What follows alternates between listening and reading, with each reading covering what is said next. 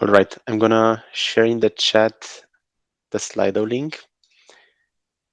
So if you haven't submitted any topics yet, you can still do it till later. I'm gonna explain also in the beginning of the session how it's gonna work. But in general, the topic should be a personal challenge related to working with data that you're facing or something that you're curious about.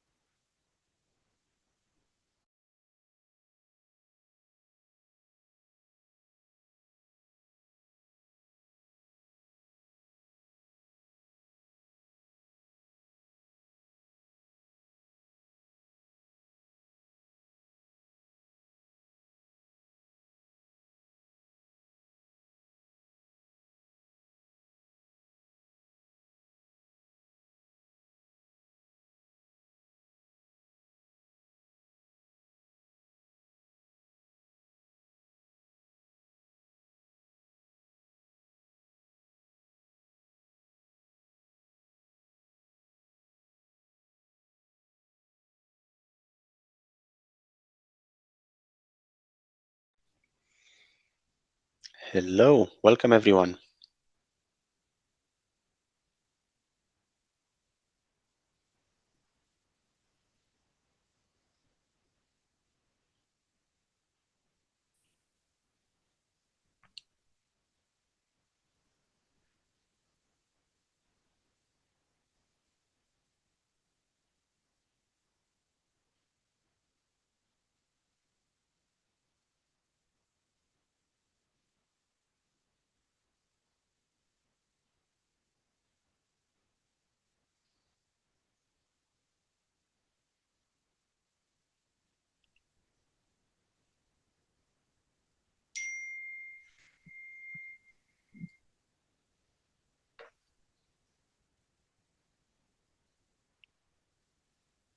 Oh, tudo.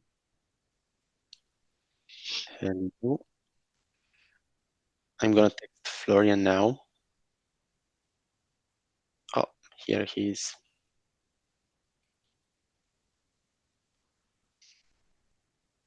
Hello, Florian. Hey everyone. Welcome. I was checking now how many people should be here today. So we are having 14. We should be 13, 14 with you, Florian. Let's see how many will make it. Anyways, I think I can start with a short intro, and hopefully more will join on the way. So, hello, I'm Sergio, and I'm going to be your moderator today. I'm super excited to have you all here for this first membership mastermind session on the topic of working with data as a PM.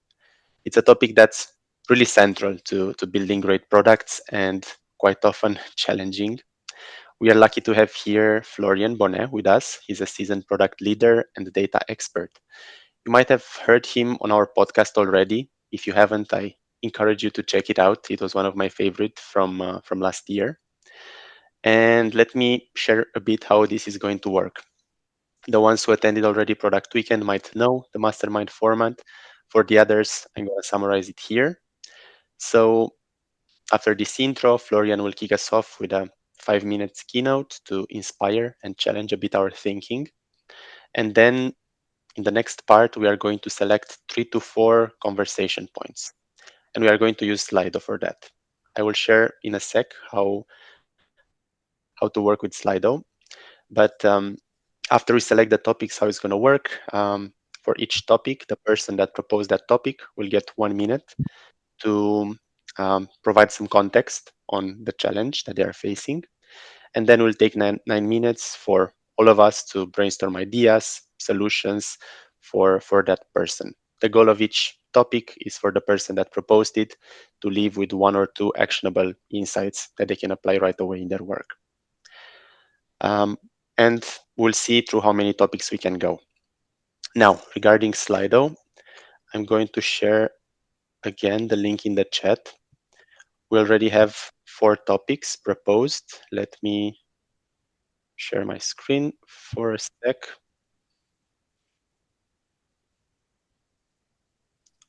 All right, I hope you can see it.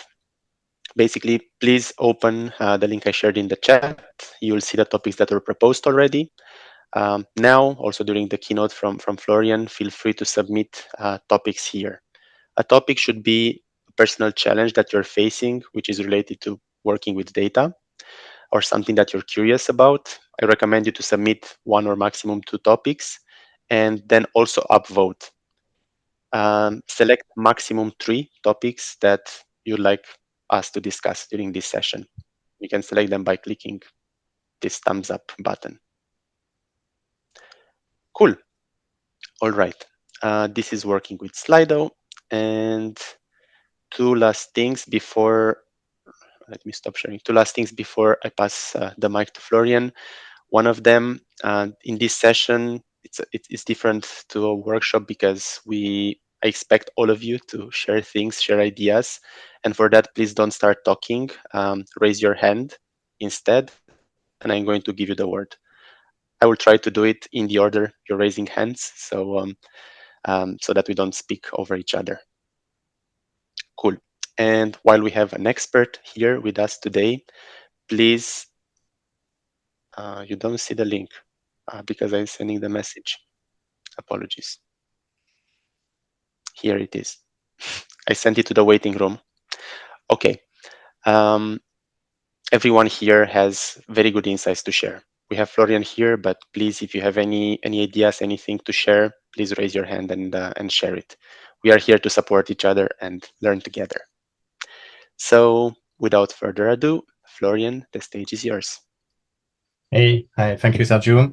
Hi, everybody. I mean, I don't really have slides or anything, right? I think I will do more an intro about myself, my background, and how data played a role into my journey. And then I think we can take it from there. As you will notice very quickly, I'm French. I was born at the bottom of the Alps quite some time ago. And I did, like many of us, I didn't start in my career in product. I think it's still something that is rare for many people. And my career started in physics. I got hooked when I was very, very young, like around 12, into stars, universe, gravity, particles, just like you name it.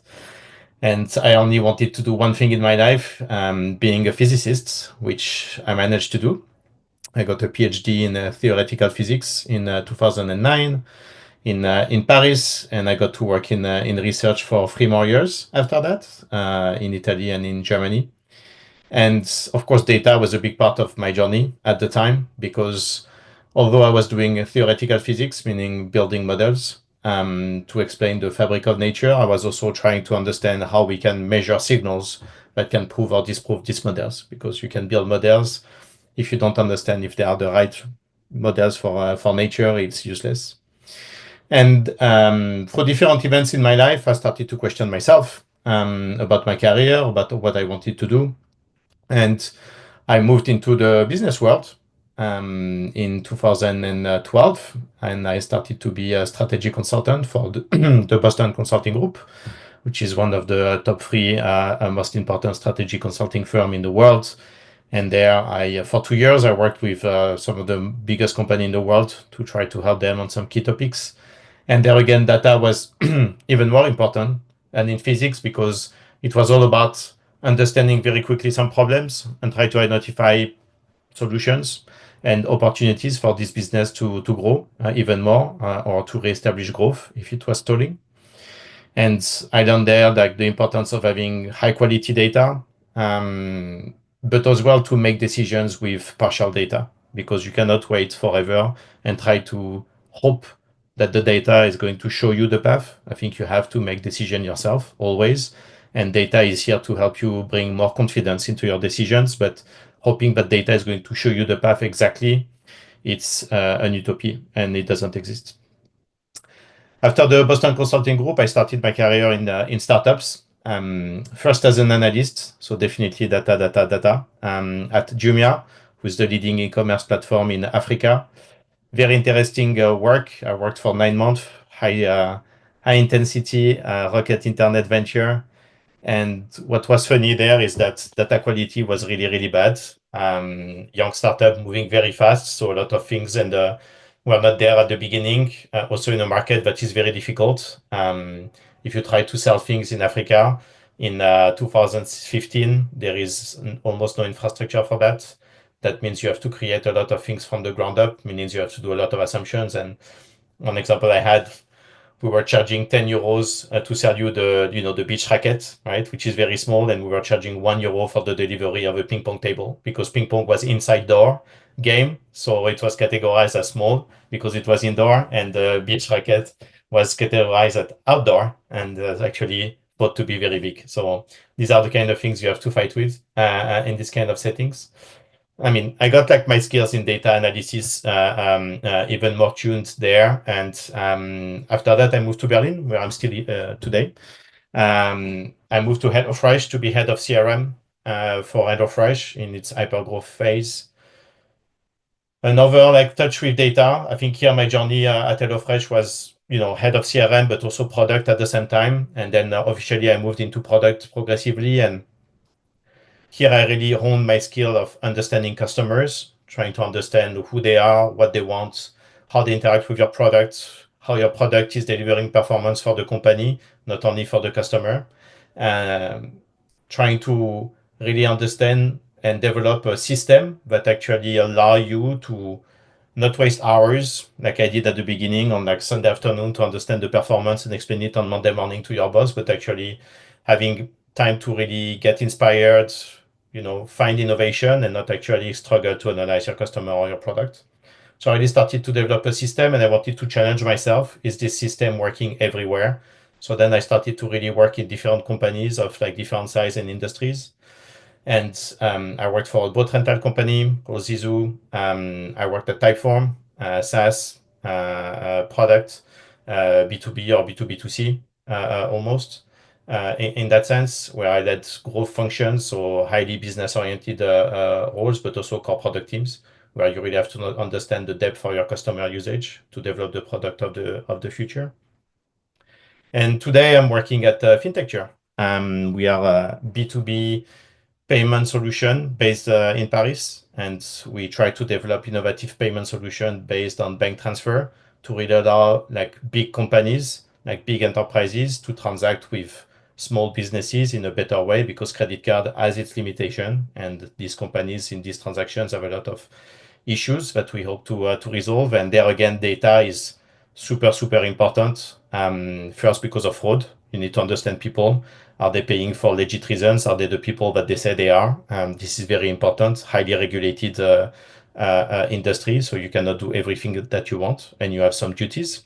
And then also very interesting because you can collect a lot of data through transactions that allow you to understand purchasing behavior at scale. And from that, maybe you can do a lot of innovative products for your merchants and other companies that maybe don't pay for your payment solution, but maybe want to pay for your insights. So that's my career. Aside that, I developed I would say, a mentorship practice, trying to help people like you that make their way into product or like already product managers that look to continue to grow and trying to share my recipes of success through mentorship, conferences, framework like this one, Product Weekend, and also a book that I'm finishing writing, which is called The Power of Analytics, which actually summarizes everything I learned and know is going to work for everybody, whatever the context, into setting the right system for you to understand your customers and your product. Thank you, Florian. This was a great intro. Now we are not going to take questions for Florian. Maybe at the end if there is time, but if you want to reach out to him. Is there anywhere specific where people can reach out to you, Florian? I have a website, florian-bonnet.com. You can reach out there or just like find me on LinkedIn. I think it's the easiest.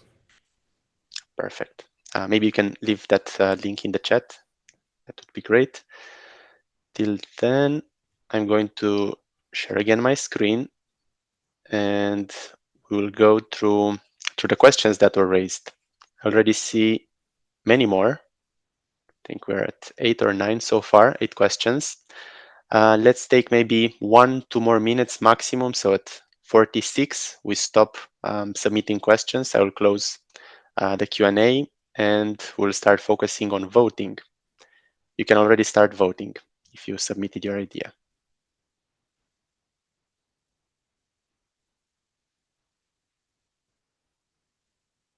Don't overthink how you phrase it here when you submit it. Make it clear enough, because then you'll have the chance to provide more context if it gets selected.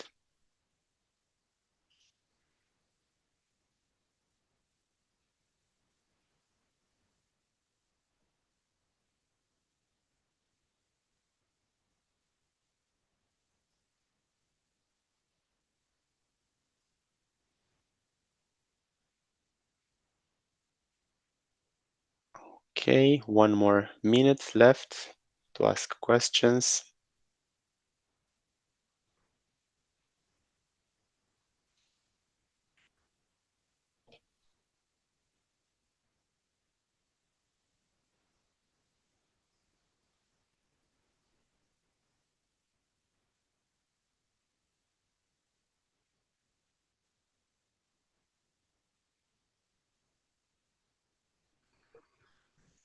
All right, let's start voting now. Once again, you have 3 votes each. I cannot check it, but that's going to help with the prioritization.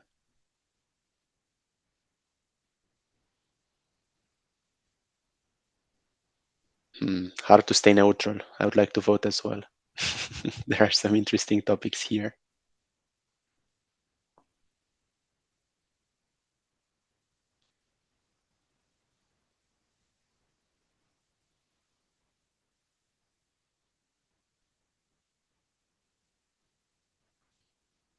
Oh no, the one with 5 votes lost one.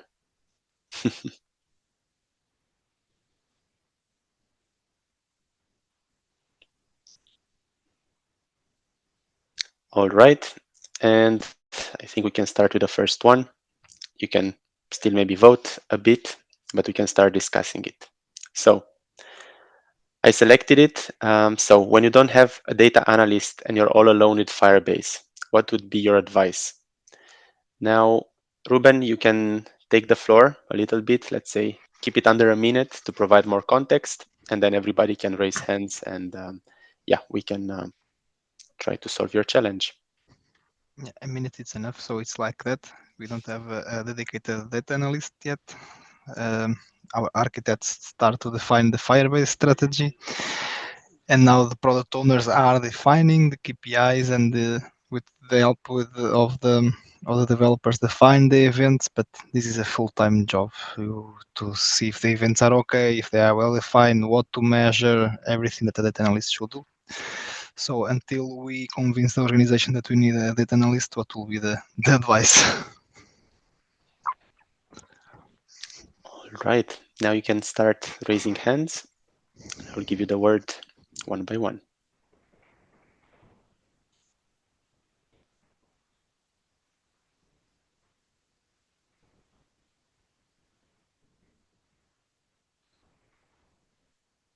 Has anyone been in this position before?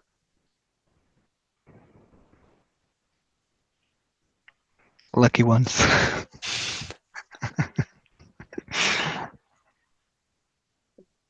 Maybe I have been myself in this situation more than once, even very recently. I think like people should chime in, right?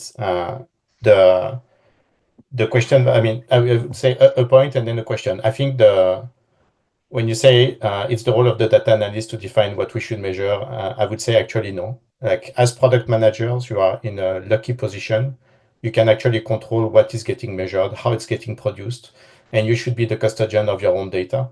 And I think you are the only people in a company that can be in this situation, which makes it unique and very powerful. So that's the point. Then for the maybe question to the audience is, how did you do in the past when an analyst was sick? You had to pull some data to explain performance or understand your customers. And how did you cope with that? Like, what was your method, your solution? On my side was have to self-learn, go to Firebase and read what we have there on the metrics, and go to big data and put some queries out of SQL chat GPT.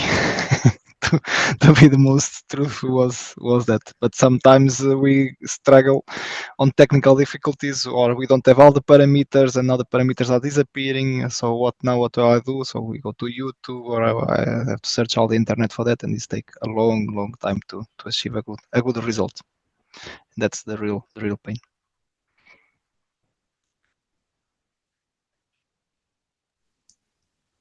I don't see hands raised, so I will share my 2 cents here as well. So I've been in this position in Amazon at some point. We are not having any data analyst, and when you don't have a data analyst, you need to do it yourself. And I learned that it was good this way. We got the know-how internally.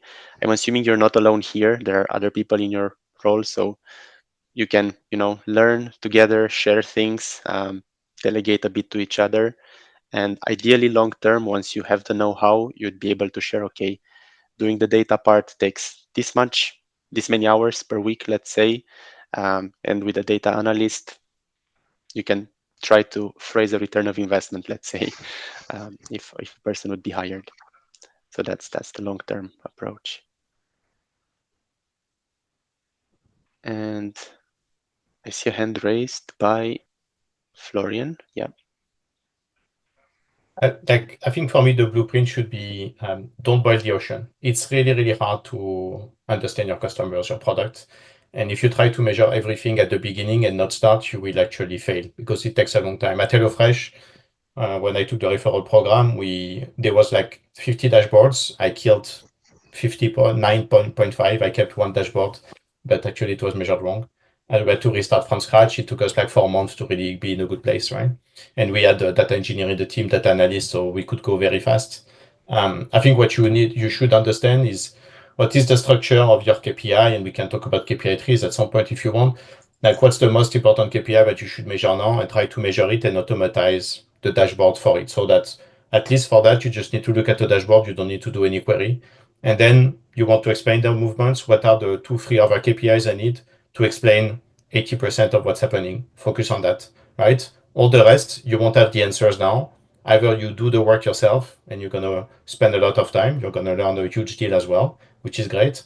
Or you don't have time and you just accept with your company to say, if you want more answers, we need an analyst, we need resources, or we need to wait until we go to the next phase, right? But what I've seen many teams failing at is trying to do this prioritization and think that if they measure everything, only then they would be able to bring answers, which is not the case. Thank you, Florian. Moita?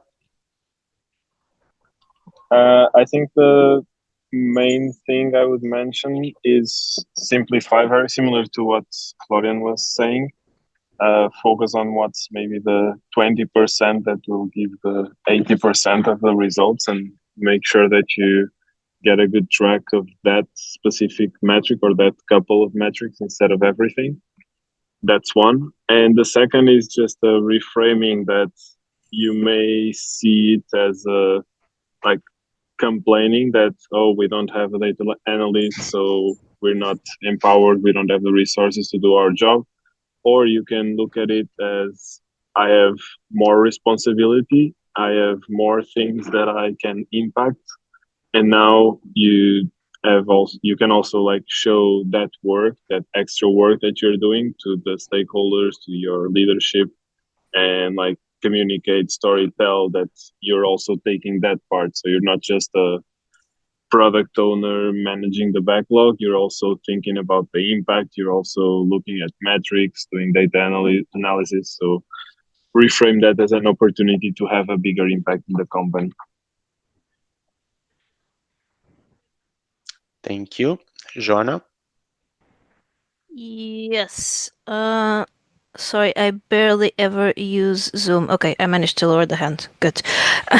I'm mostly on Teams. I think I can mention a couple of things. So, Ruben, you will probably find that the data analyst role is only available in companies of a certain size. Uh, Once you go below a certain size, then it becomes really, really important to negotiate as early as possible how you, as a PM or as a PO, are supposed to access data.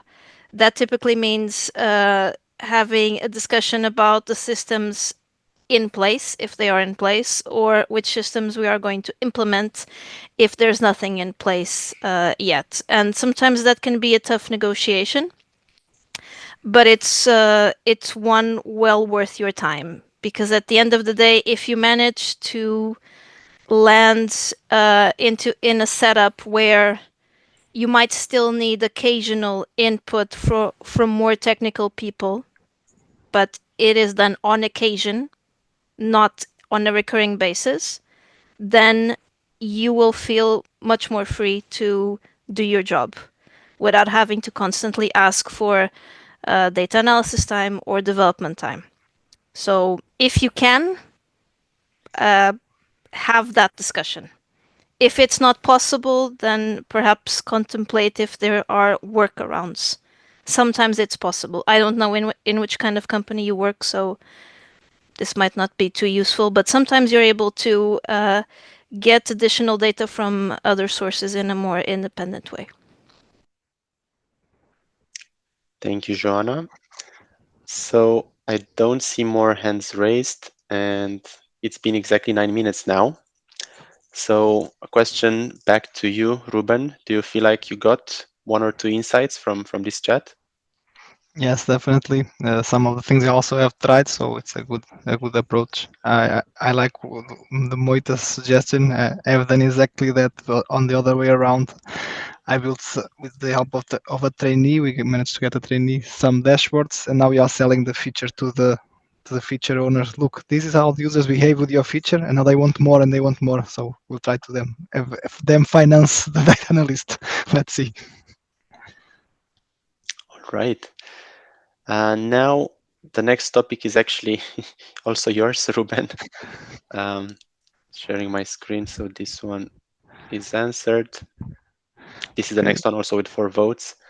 It's connected, I guess, different products, different businesses, different data, how to define the best metrics for the product in this context.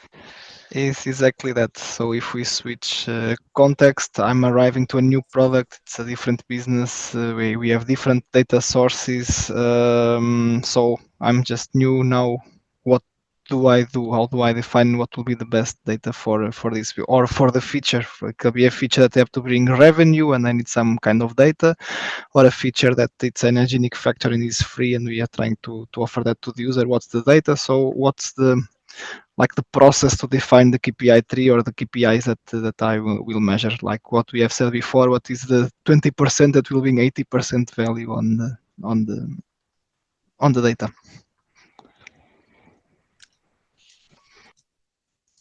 Right, sharing the question also in the chat. It's time to raise some hands. I think you mentioned, Florian, at some point decision-making trees. I will let people How to first define go metrics. with how they. I mean, everybody I think here joined the company or a new team or launched a new feature, so you can share how did you try to measure success in these cases, right? And then maybe after that I can chime in with some things that actually are developed in chapter 2 of my book. Yeah.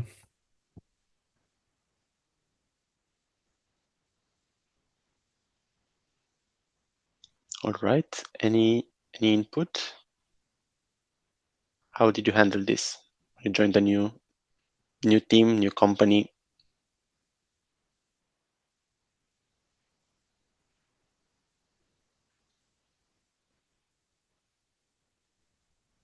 Joanna? I can provide some input, but just for context, I think throughout my product career, I have worked mostly with early stage products that were in the early stages of commercialization. So I'm not sure how much of what I'm going to say makes sense in your specific case. But if you are launching a product or have just launched a product, it's a great time to talk about metrics within a product team, assuming that you have a team with different people, but also outside of the product team. And without wanting to spoil Florian's moment on decision trees, the more shared metrics you have, or the more people around you can relate to your metrics, the easier it gets.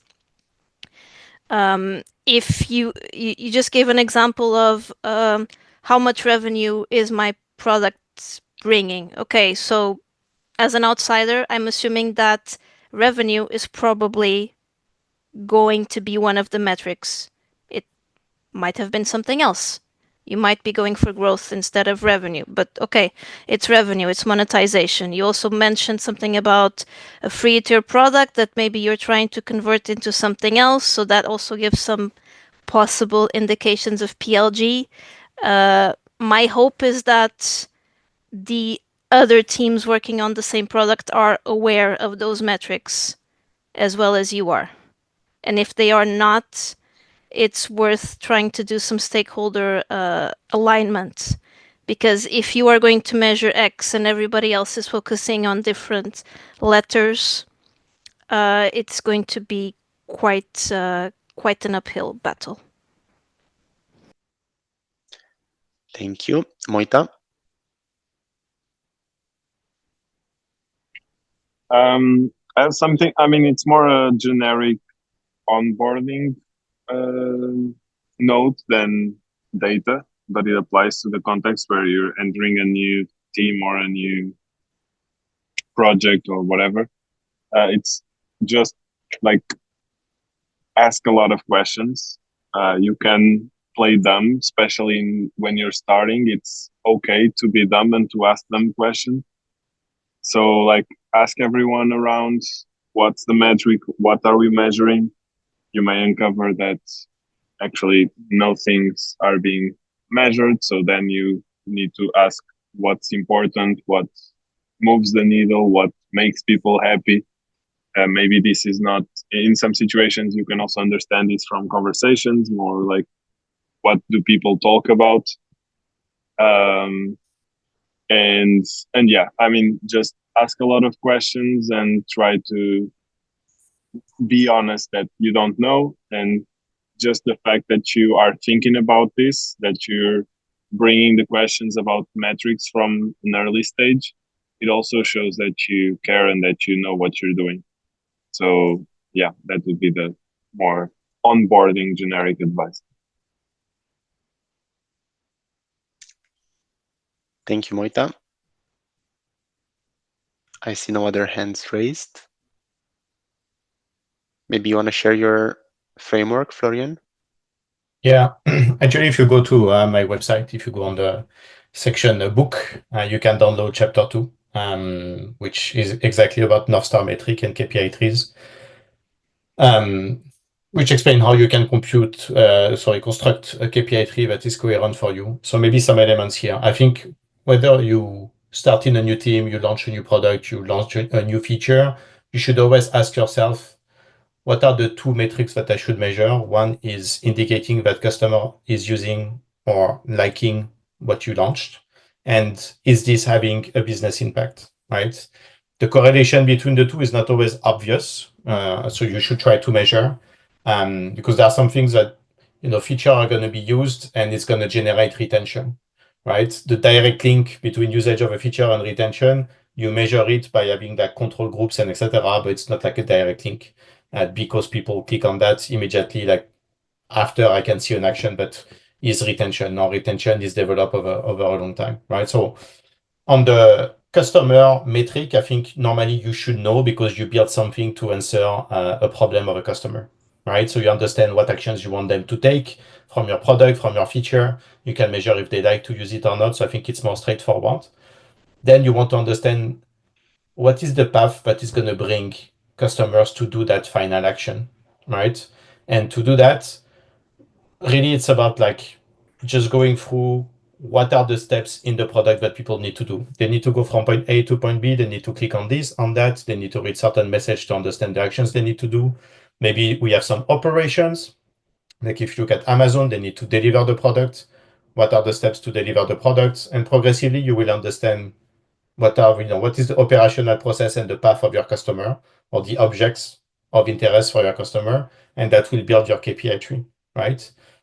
With time, you will understand more and more of all of this. So as we said before, start small. Try to understand the first layer of your KPI tree, ask questions around, and then progressively refine what are these metrics that are important to measure, right? On the value for the business, this is something that you should, as Joanna pointed out very well, you should discuss with others because sometimes it's not so easy to understand, are we aiming for reducing churn, increasing retention, monetization, getting just more customers? It's not always easy, right? To understand that. Sometimes the goal is just to learn as well. So for the business, we learn more about our customers. We didn't provide value, but we learned. I did experiments at Typeform where I destroyed 70% of the conversion rate on a well-defined experiment, right? We didn't destroy it for the entire company, but still, we knew that it could happen. So business outcome in itself was bad, but actually we learned a lot about our customers, right? So that could be also what you can measure. In the end, don't be obsessed about defining the thing right from the beginning. Just like have a good intuition that is like well motivated by discussions that you have. Start with that. And then if you can launch products and then at some point you might see that customers are using it and they like it, but the business outcome is not there. So then that means that you need to think more about like, what is the business outcome that actually is generated by this feature, right? And then you go back to the drawing board with people around you and then you evolve. And that's okay, right? If you present your choice of metrics to the teams and you say, do you have anything against this? And they say no, that's okay. Like if it's not the right metric, everybody was on board with it, nobody can blame you, right? So don't be too obsessed about being right. I think it's just starting from somewhere and then make sure that every week, every month you review your choices and just either complement your tree or change it progressively. Thank you, Florian. We're over with the time for this topic. Alex, is there anything you'd like to add? I see you have a hand raised. Yeah, I can make it very quick. So Ruben, I would focus on the outcome. And for the outcome, I think there is a framework that you could use. I don't know if you heard about the AARRR framework. It's the R from the pirate sound. You can search it up and it will help you identify and narrow down the outcome that you want to focus on. For example, it can be acquisition, activation, retention, referral, and revenue. And you can see exactly where the product that you're working on has the biggest flaws. And starting from there, you can narrow down on acquisition, for example. That's the top of the funnel, and you can identify some KPIs for the top of the funnel for the acquisition. So if you look for the pirate framework, you should have a start. Nice. Thank you. Oh, Natalie is joining us as well. All right. We have time for one more topic. And sharing my screen again, we have 3 with the same number of votes. This one we mark. I think, Ruben, yours was the frontier between a PM versus data analyst. I think we kind of covered this one. So I would look at these 2 from Moita. So should PMs know how to do SQL queries and search databases directly versus data and LLMs? How do I know if my data is secure when I feed it to an LLM? I feel like the first one was slightly touched, so let's give this one a try between data and LLMs. Do you want to provide more context, Moita, or I think it's quite clear, the question? Yeah, I mean, not much to add. I think that's a question that lots of people have, especially in bigger companies. Like, how can I or can I at all use LLMs with company data? So yeah, it's not necessarily my personal concern because, like, as a small company with like not so much regulation or red tape, it's not such a critical issue. Like, obviously, there are some things like anonymization and yeah, some small tricks not to give everything to the LLMs, but I think it's a bigger concern for bigger companies. So maybe if it's relevant, the people that upvoted the question, if anyone wants to share a little bit what's their context in their companies or what's the challenges, like they can use AI LLMs at all or not in these bigger companies. I think that may be also interesting to hear for the context.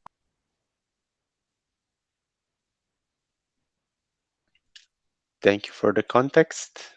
Who would like to share their context or advice here, how to use LLMs without sharing confidential data?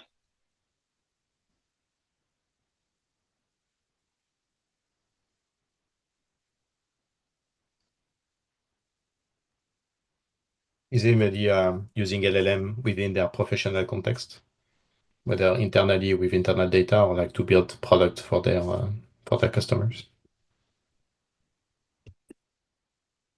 Does product we can count? It counts. I mean, if it's like it's a good context here, like I mean, it's a smaller company, as you say, maybe it's different, but still, like you have your own data, you might want or not want to share it. So.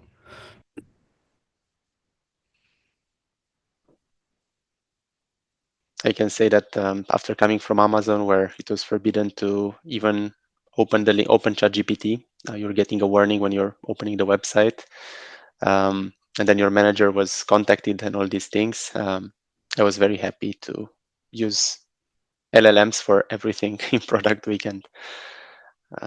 Hope you're not gonna kill me, Moita. But yeah, it's freeing. It feels good.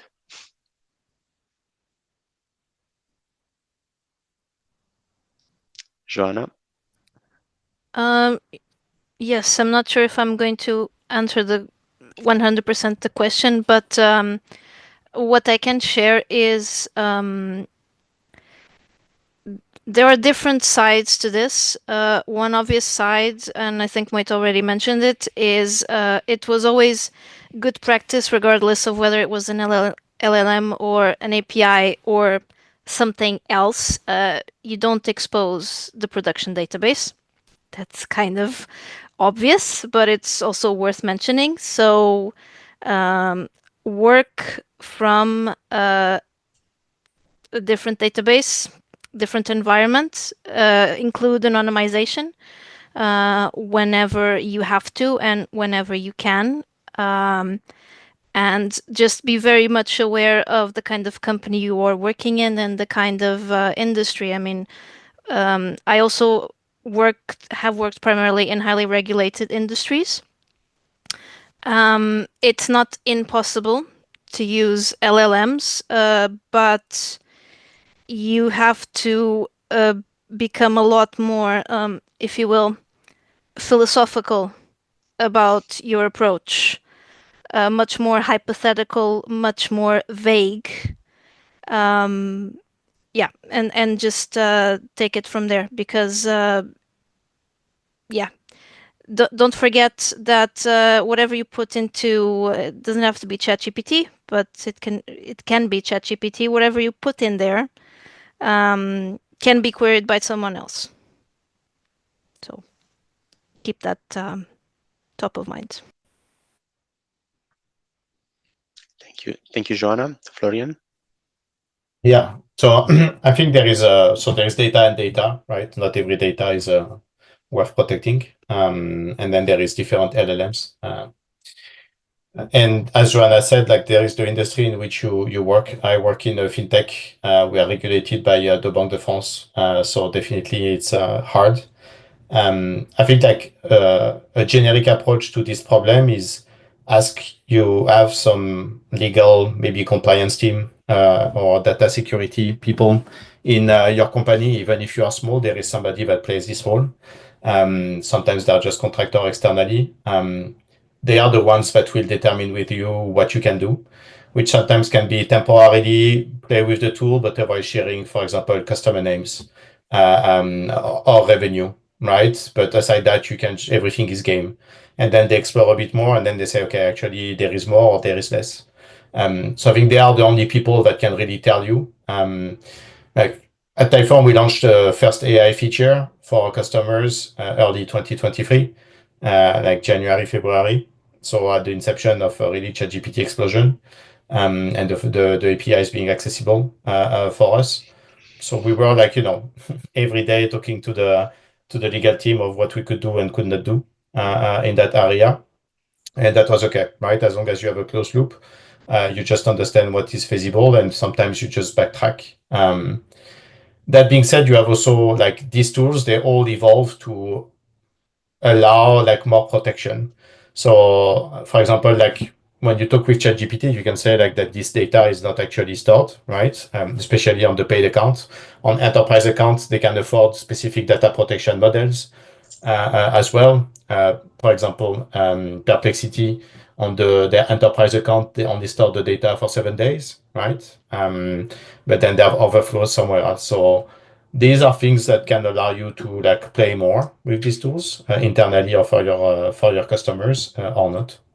Again, you probably are not equipped to understand what you can do, because I think there is no harm is testing some things. If you put fake customer names or like the name of a customer that actually you don't have, and etc., there is no harm, right? So try to fake anonymize your data, try to prove your use case, to try to see if you can use these tools, and then try to bring the use case to your company. The main part in Europe is GDPR, and I think the main issue, because we can talk also about agentic AI, is your data stored in Europe or not? And most of the time, this is going to be the main issue that you're going to face, is that your team will want the data to be stored in Europe. These tools cannot guarantee that it's going to be the case. And then like that's where like you're going to be facing the most limitations. I think Google is better at that now than the rest, but still, like these are the problems that you will face. So talk to the relevant people, try to explore together what you can do, and be aware of, again, if you're a B2C company, a B2B company, different context, fintech, legal tech, or if you're just like selling, I don't know, calendar books, right? It's also the risk of sharing the data is not the same, and you will be more willing to enter the gray zone than in other cases where you have a state regulator that if they catch you doing a mistake, it's a fine that is maybe like 5% of the turnover of your company, right? So that's why like you need your company to help you do that. That would be my answer to this question. And a very, very good one. Thank you, Florian. So there are no more hands raised. We are on time, I think. Oh, we have one more hand from Joanna. Okay, one last point. Sorry, it's me again. Just I forgot to mention something.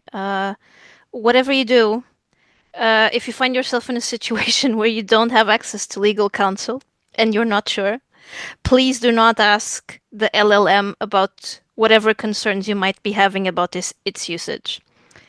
That's like a recipe for disaster. I've worked with legal products the past few years, and I tested most LLMs to see if they were of any use when it came to legal accuracy.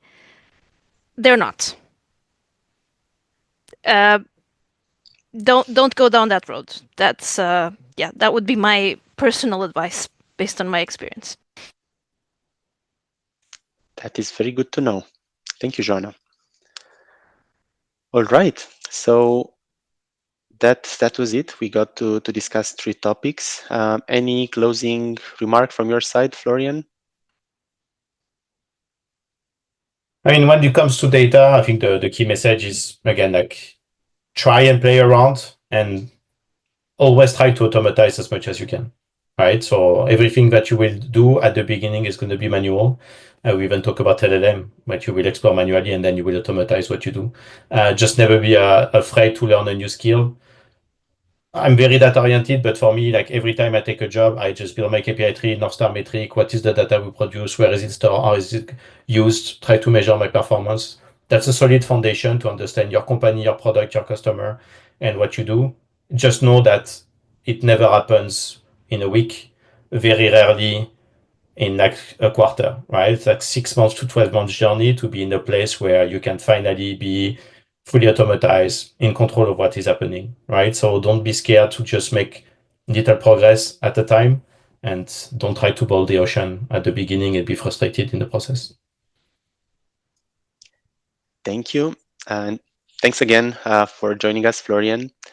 Now we are going to end this session. Thank you all for being here, for contributing with input. We are going to share the recording of the session via email.